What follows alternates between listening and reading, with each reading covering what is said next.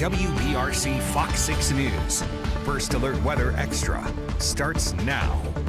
And no worries, I know we say meteor shower, but this is all going to be a nice thing to see. Right. Looks like at least over the next couple nights we've got a new moon, so that should help out too. We do. That always helps, because if you think about a new moon, you can't see it because there's no sunlight that is reflecting off of that. So we should have great viewing conditions, apart from the fact, Wes, that there are some clouds around. That's the thing. We got to watch out for some clouds. And let's get to the next big thing right now. The temperatures tonight, well, they're going to be falling into the 30s in several areas, but will stay above freezing. I want to show you this. This is what we're tracking. The next big storm system is starting across the southwest, but here it comes over the next few days. You can see this trough in the jet stream as it's moving on to the east. What it's going to do is spin up a storm system to our south across the Gulf of Mexico. But I think this is what we're going to deal with, is some of this upper level energy as that moves through over the weekend. It could bring us some clouds, a few showers around here. So one of the next big things we're going to be talking about, some rain coming back this weekend.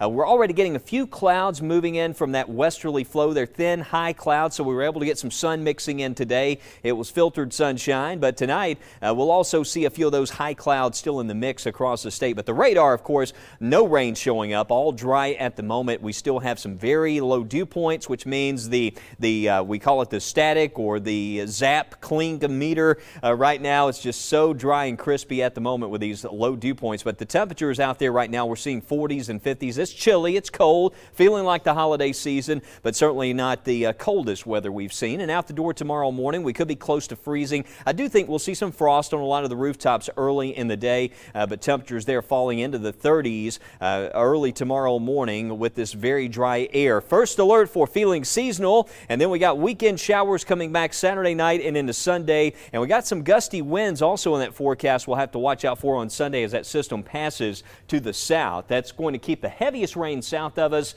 but we could see again some showers. I think most of Saturday is going to be dry, but let's watch out Saturday night and just be weather alert for the possibility of some showers there into the day on Sunday. Now check out some new video. You know, we're continuing to revisit that system from the weekend. Omar Gibson sharing this from the severe storm Saturday overnight.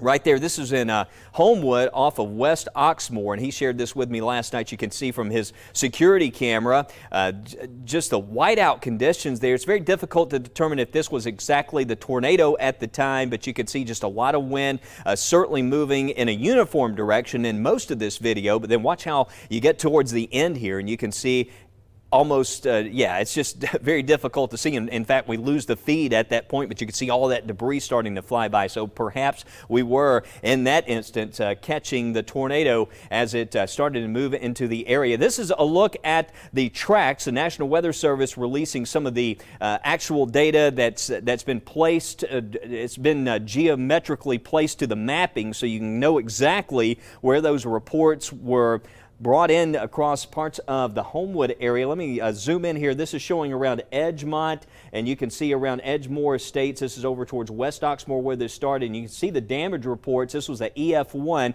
with peak winds of 100 miles per hour. Path length was determined to be 3 miles, and that moved right there around the Samford University campus. And then you can see a second track. This is another rated EF1 tornado, peak winds of 90 miles per hour. That was right around Highway 31, cross Lakeshore Parkway. This is where Colonial Brookwood Village is, and the hospital where we had the camera. So likely catching that tornado as it passed by there Saturday night when we were tracking it. But a couple of tornadoes in the area, that's where those happen.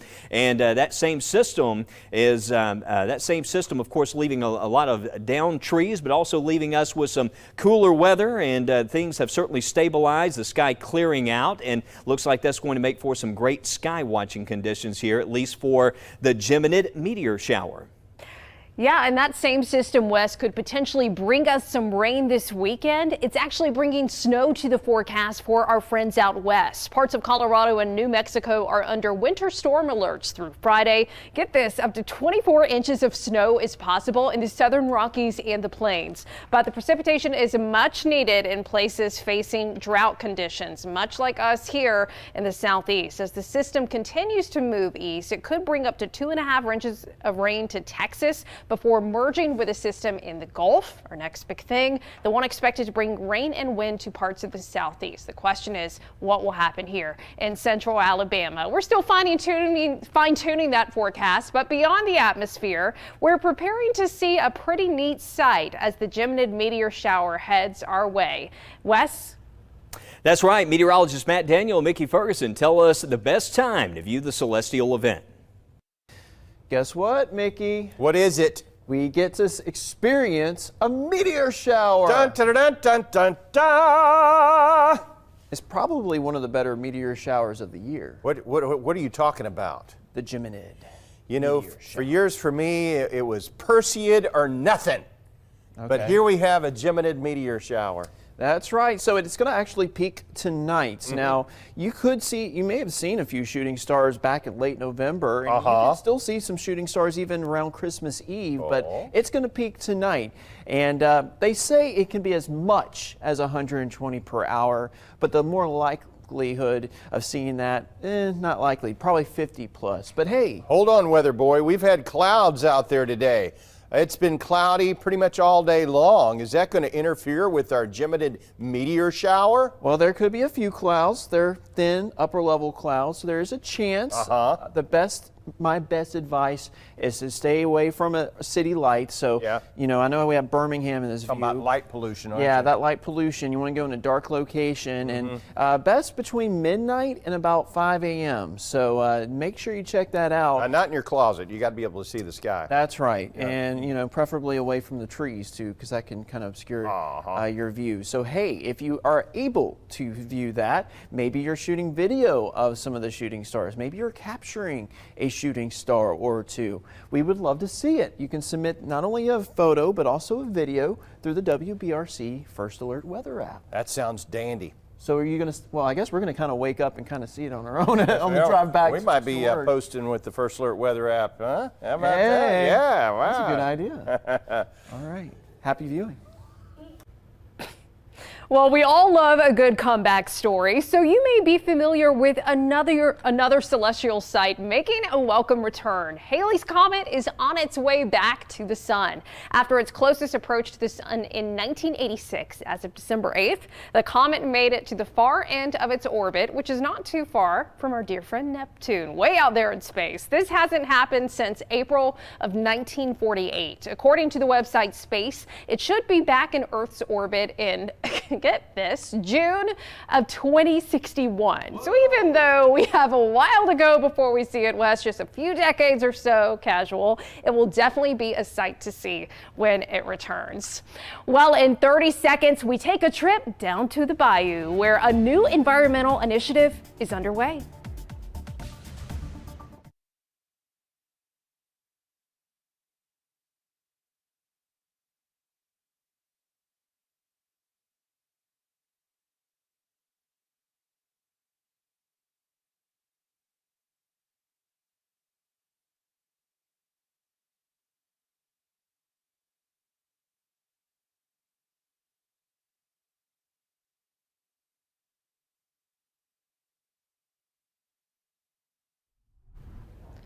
Welcome back to First Alert Weather Extra. I'm meteorologist Lauren Linehan. This view we have right now, we've actually updated our First Alert Weather Extra, and it is showing that, you know, it would be really nice to have a little nice fire out there right now. But as we look ahead to areas across the Gulf Coast, tonight we take you to the Gulf, specifically a little farther west, where in Louisiana, a local group has created a new initiative called Cajun Coral to support restoring sea life habitats. Rob Mason has more. Not far from Port Fourchon, which services much of the offshore oil industry, alongside a bay that lost hundreds of acres to coastal erosion, a coalition comes together to try and restore a small portion of lost fishing habitat. We can recreate a fishery that was once here and through time and hurricane action has eroded. There was once land here called Pelican Island, and now these concrete blocks with a special design called Cajun Coral are being dumped in an area that's only 6 feet deep to try and restore sea life.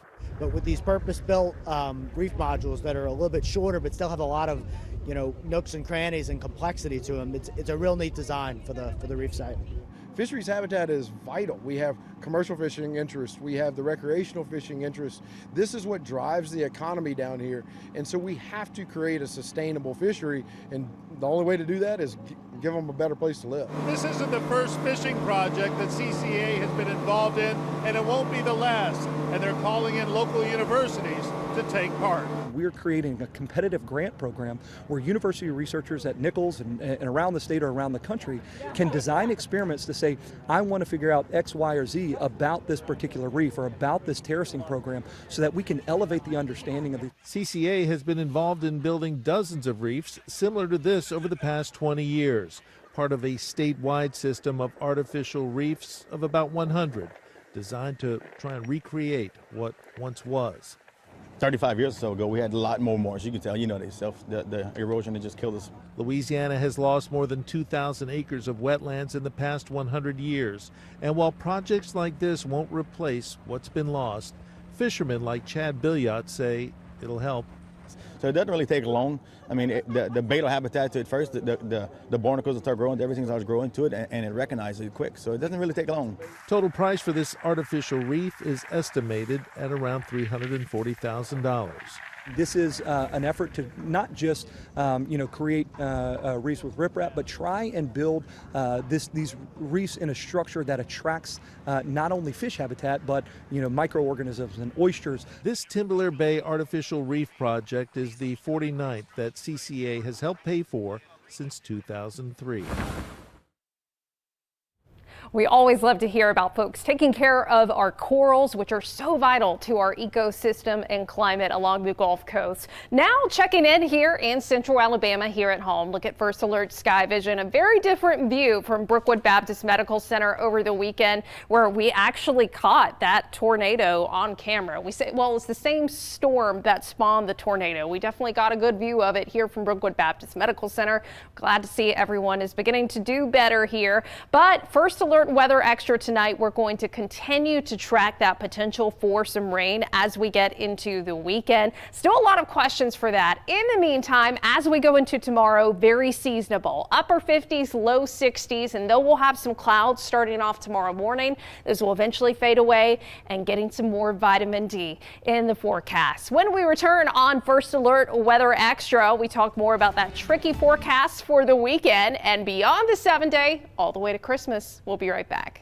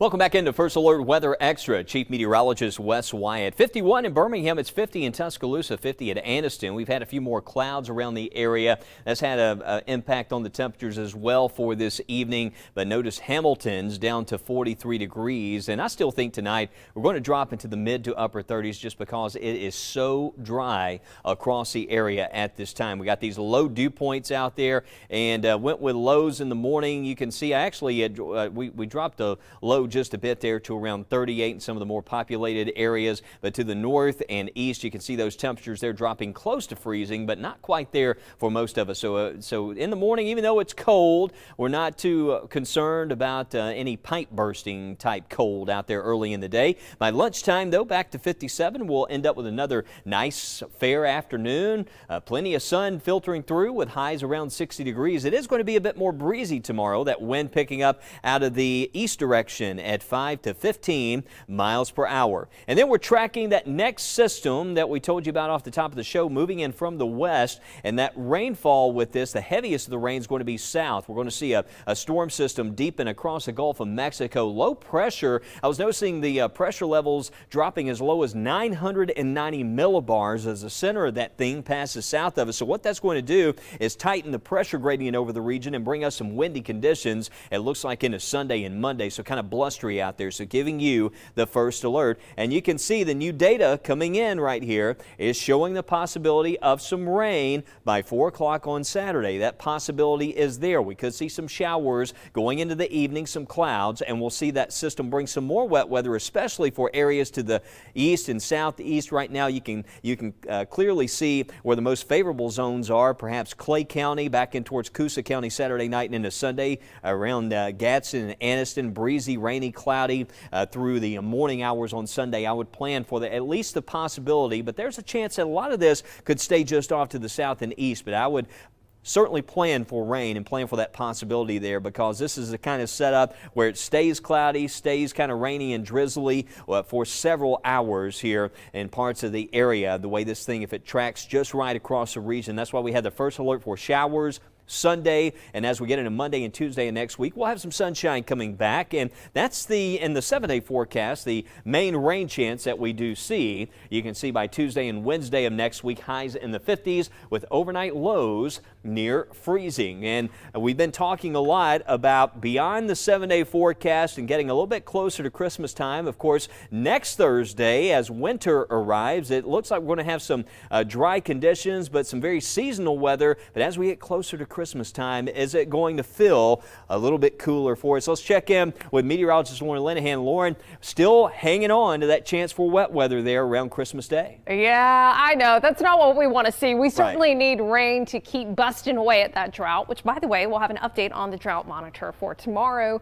But generally, the forecast does look pretty dry. It's just showing that maybe there's the possibility of a rainmaker at least around Christmas time. The latest data is showing maybe Christmas Day and the day after Christmas. So we just want to give you a first alert. There could be some wet weather around that time. Keep that in mind for your holiday travels. Otherwise, very dry next week. Dry for the first day of winter next Thursday, but that first alert for the possibility of some rain in the forecast this week. But let's sit here and focus beyond the 7-day. So as we go beyond that 7-day forecast, one thing we want to note is that temperatures 6 to 10 days from now are favoring above average temperatures. So a lot of times people wonder around Christmas, ooh, could it get cold enough to snow? I will tell you right now, it looks like that's going to be a very slim possibility for much of the U.S. because most of us could be seeing above average temperatures, not just here in central Alabama. So as we look at the potential highs, this is looking at December 19th through 28th, showing near or slightly above average temperatures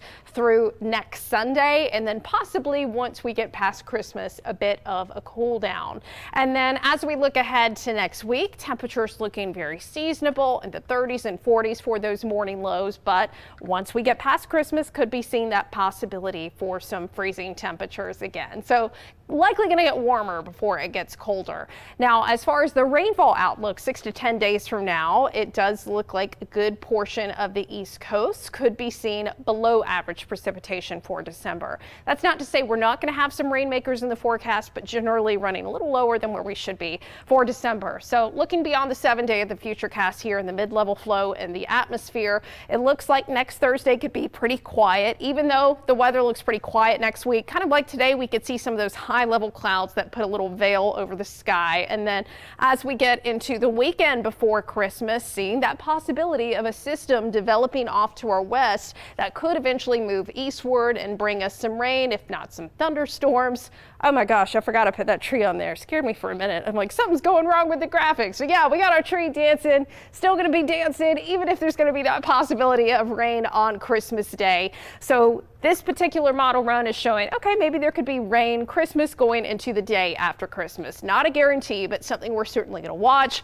Yes, we need the rainfall. We just don't want it to put a damper on our Christmas plans. And of course, this time of the year, we're always going to watch too. If we do get these systems to come in, could there be anything in the way of strong storms? But at least we are seeing in terms of temperatures heading up to Christmas, it could be running warmer than average. And on that note, a new study from NOAA confirms this summer was the warmest on record in the Arctic. Scientists examined data like changes in sea ice volume, snow cover, air, and ocean temperatures. Results showed that temperatures hit a record 43 degrees Fahrenheit in the Arctic, with ice continually shrinking. This report comes as scientists reported that this year alone will officially be the hottest year on record. Scientists have also said that the Arctic continues to warm 4 times faster than the rest of the Earth, and that's all due to the tilt of the Earth's axis. While the region may seem remote, what happens there is considered a catalyst for the rest of the global climate. And on the heels of that news, a historic deal has been reached at the Climate Summit in Dubai. With nearly 200 countries at the United Nations Summit, they all agreed today to transition away from fossil fuels. This deal keeps the target of capping global temperatures at 1.5 degrees Celsius within reach. I promised I would roll up my sleeves, and I promised I would be with you every step of the way. And you, my colleagues and friends, you did step up.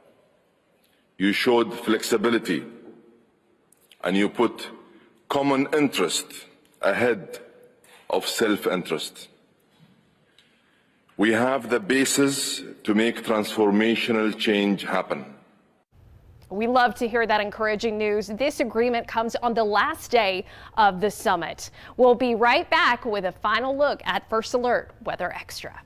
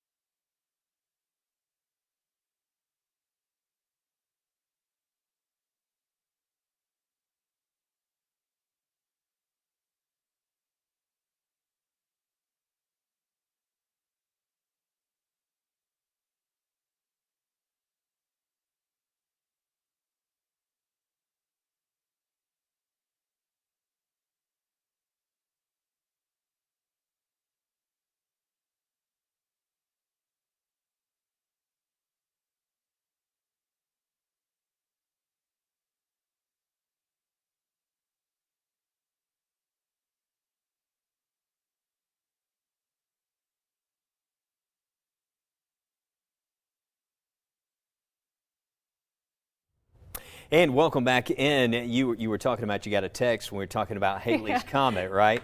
Yes, Halley's Comet, so cool. Yeah. I remember hearing about it back in the 90s, and I was so shocked. I was trying to imagine myself being an old lady when it came back around.